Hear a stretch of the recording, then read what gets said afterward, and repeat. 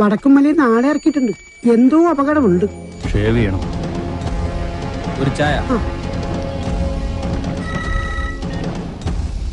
മരണം ഉറപ്പുവരുത്തിയിട്ടേ പോകാവൂ. കാര്യം കഴിയുന്നത് വരെ ഒരു പോലീസും അതുവഴി വരില്ല. ഇപ്പൊ തോട്ടത്തിലേക്ക് പോകണ്ട. കാട്ടാപ്പിള്ളി വടക്കമ്മല നാളിറക്കിയിട്ടുണ്ട്. കവലയിൽ വെച്ച് പരസ്യമായിട്ട് കൊല്ലാനാ പരിപാടി.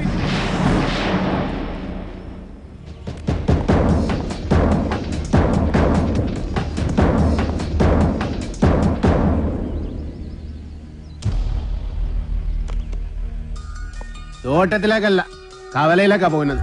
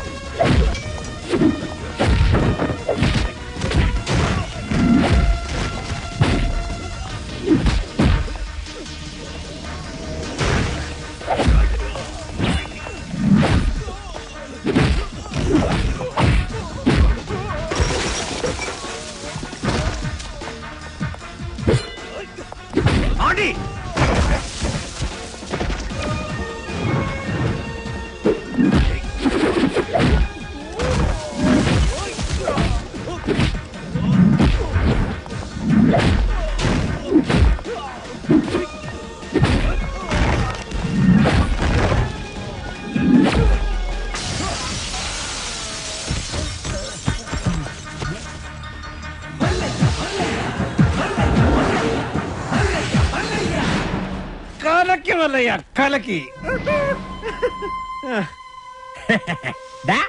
കാട്ടാപ്പള്ളി, എടാ നീ ആണാണെങ്കിൽ ഇറങ്ങി വാടാ. ഇപ്പൊ അങ്ങോട്ട് പോണ്ട. എന്താ പോയാല്? മതമിളകി ആന കുത്താൻ വന്നാലും നെഞ്ചു വിരിച്ച് നിൽക്കുന്നവനാണോ ഈ നാഗേന്ദ്രൻ? നിന്റെ വടക്കമ്മലക്കാരാണുങ്ങളുടെ മുന്നിൽ തോറ്റോടിയെ കണ്ടില്ലേ? നാണമില്ലടാ നിനക്ക് ഇങ്ങനെ നാറിയ കളി കളിക്കാൻ? ആണുങ്ങളാണ് നേരിട്ട് മുട്ടണം. നേരിട്ട് തന്നെ മുട്ടാടാ.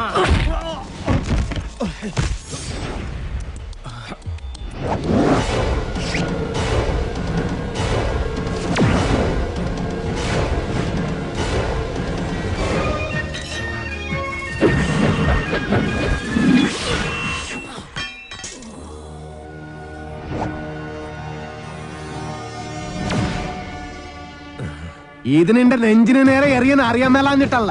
നിർത്തിക്കോ, ഇവിടെ വെച്ച് നിർത്തിക്കോ.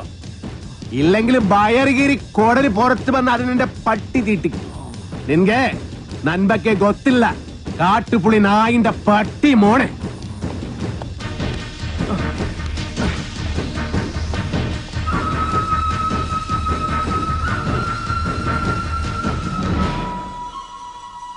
നിങ്ങളൊക്കെ തന്നെയാ കാട്ടാപ്പള്ളി ഇത്ര വളർത്തിയത്.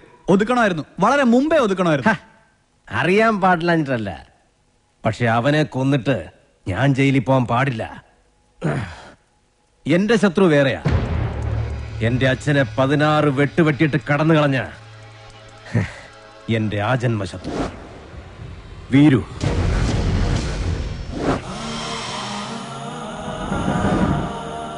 അവനെ എനിക്ക് കൊല്ലേണ്ടത്. അവൻ ചതിച്ചതെങ്ങനെയാന്ന് മല്ലയ്ക്ക് അറിയണ്ടേ? ഒരിക്കൽ മസനഗുഡിയിലെ തോട്ടത്തിൽ നിന്ന് അച്ഛൻ മടങ്ങി വരികയായിരുന്നു.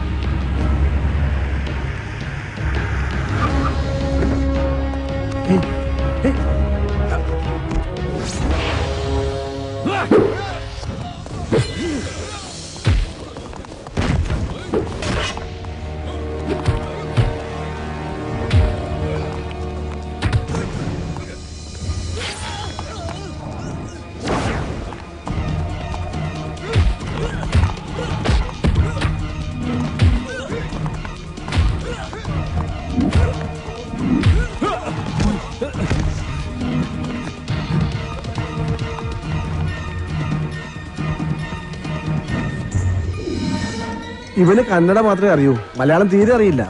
ആരും പോലും ഇല്ലാത്തവനാ. വീരുന്ന പേര്. ഒരു മകനെ പോലെ തന്നെയാ അച്ഛൻ അവനെ കൊണ്ടു നടന്നത്.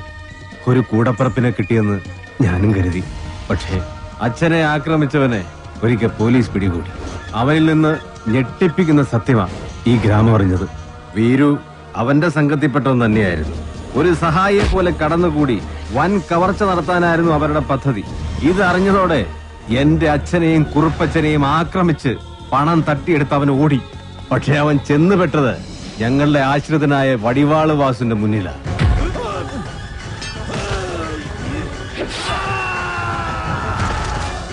രക്ഷപ്പെടാനാവാതെ കാട്ടിലൊളിച്ച വീരുവിനെ അന്ന് രാത്രി പോലീസ് പിടികൂടി. പിറ്റേന്ന് തെളിവെടുപ്പിനായി അവനെ കൊണ്ടുവന്നപ്പോ എല്ലാ കുറ്റങ്ങളും അവൻ സമ്മതിച്ചു. പണം മോഷ്ടിക്കാൻ വേണ്ടിയല്ലേ നീ ഉണ്ണിത്താനെ വെട്ടിയത്? നീ മുദ്ദ താനെ അതന്നെ ഞാൻ കേൾത്തു. ഒളിപ്പിച്ചു വെച്ച തൊണ്ടി മുതൽ കണ്ടെടുക്കാൻ പോകുന്ന വഴി അവൻ പിന്നെയും ഒരു ചതി കാണിച്ചു. പോലീസും നാട്ടുകാരും എത്ര ശ്രമിച്ചിട്ടും അവനെ പിടികൂടാനായില്ല. അവൻ രക്ഷപ്പെട്ടു കളഞ്ഞു. പക്ഷെ ദൈവം ഉണ്ടെങ്കിൽ അവനെ എന്നെങ്കിലും എന്നെ കൺമുന്നിൽ കൊണ്ട് തരും. അന്ന് എന്റെ അച്ഛനെ വെട്ടിയതുപോലെ അവനെ വെട്ടിയെറിഞ്ഞ് നാട്ടുകാരുടെ മുന്നിലിരുന്ന് ഞാൻ. അത്രയ്ക്ക് ദ്രോഹമാ ഈ കുടുംബത്തോടവൻ ചെയ്തത്. അവനെ മകനെ പോലെ സ്നേഹിച്ച മനുഷ്യനെയാണ് അവൻ ജീവച്ഛവം പോലെ കടത്തിയത്. അവന്റെ ക്രൂരത നിങ്ങൾക്ക് കാണണ്ടേ? ദേ നോക്ക്.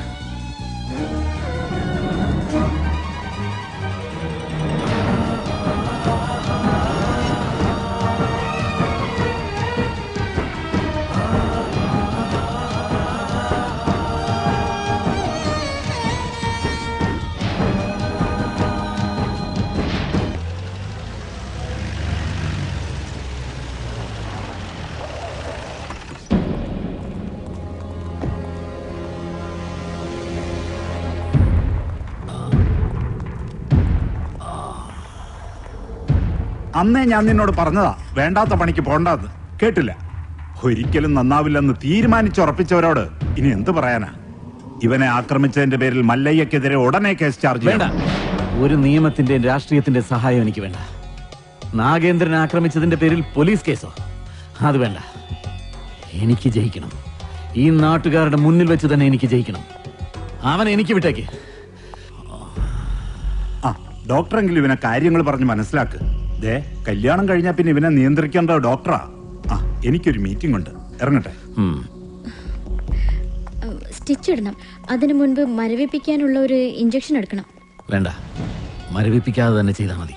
നല്ല വേദന ഉണ്ടാവും. വേദനിക്കണം, നല്ലതുപോലെ വേദനിക്കണം. എങ്കിലേ എനിക്ക് അവനോടുള്ള പക വർദ്ധിക്കൂ.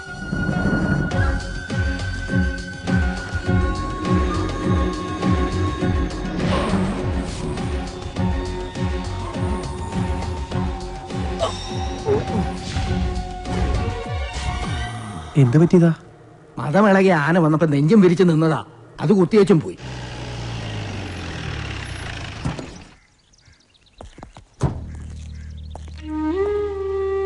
അണ്ണവരെ ഒന്ന് കാണാൻ. അതിനെന്താ, വരൂ. സംസാരിക്ക പറയുന്നതൊക്കെ മനസ്സിലാവും.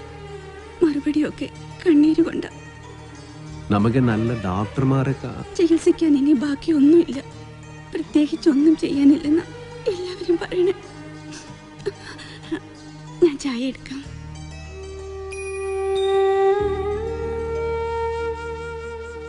എന്നെ മനസ്സിലായ ഇത് നാണ് വീറും അന്നവര് മകനെ പോലെ സ്നേഹിച്ചോ. വേറുവനാണ്.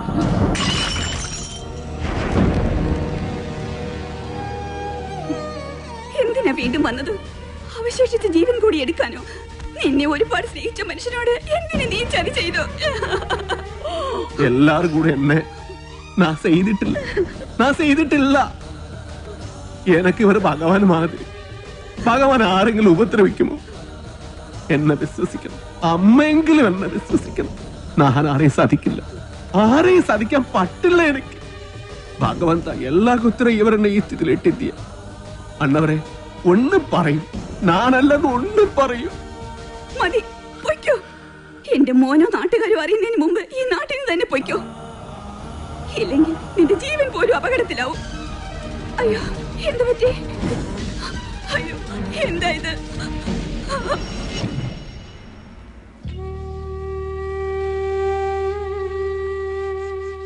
ഇതൊരു പ്രോഗ്രസ് ആയിട്ട് കണ്ടാൽ മതി. എന്തെങ്കിലും കേൾക്കുമ്പോഴും കാണുമ്പോഴും ഒക്കെ റിയാക്ട് ചെയ്യുന്നത് നല്ല ലക്ഷണമാണ്. നമുക്ക് നോക്കാം. മല്ലയെ സംസാരിച്ചപ്പോ അച്ഛൻ എന്തെങ്കിലും തിരിച്ചു പറയാൻ ശ്രമിച്ചതായിരിക്കാം. വോക്കൽ കോഡ് ഡാമേജ് ആയതുകൊണ്ട് വല്ലാതെ സ്ട്രെയിൻ വന്നു കാണും. ഞാൻ എല്ലാ ചന്ദ്രമോഹനോട് പറയാൻ പോകുക. വേണ്ട, ഞാൻ വിശ്വസിച്ച പോലെ അവനെല്ലാം വിശ്വസിക്കണമെന്നില്ല. എല്ലാ സത്യം അറിയണ ആളാ. അകത്ത് സംസാരിക്കാൻ കളിയാതെ കിടക്കണം. അന്ന് മലയാളം അറിയാതെ നൻകെ എന്ത് പറഞ്ഞു എന്ത് ചെയ്തു അറിയില്ല. ആരെന്നെ സാധിച്ചു അറിയില്ല. അതുകൊണ്ട് തന്നെയാ ചന്ദ്രമോഹൻ ഒന്നും അറിയണ്ടെന്ന് പറഞ്ഞത്. മല്ലയെ എന്ത് പറഞ്ഞപ്പോഴാ അച്ഛൻ റിയാക്ട് ചെയ്തത്?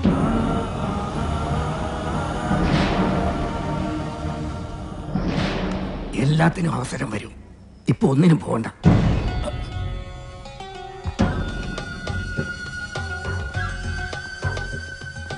പാമ്പിനെയാ നീ നോവിച്ചു വിട്ടത്.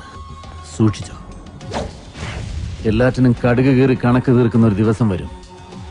അന്നേ നമ്മൾ തമ്മിൽ കാണും. ഇപ്പൊ ബയർ മാത്രമേ കീറിയുള്ളൂ. വേഗം പൊയ്ക്കോ. ഇല്ലാന്ത്രേ മൊത്തം വലിച്ചു കീറും. കാണാം, നമുക്ക് കാണാം.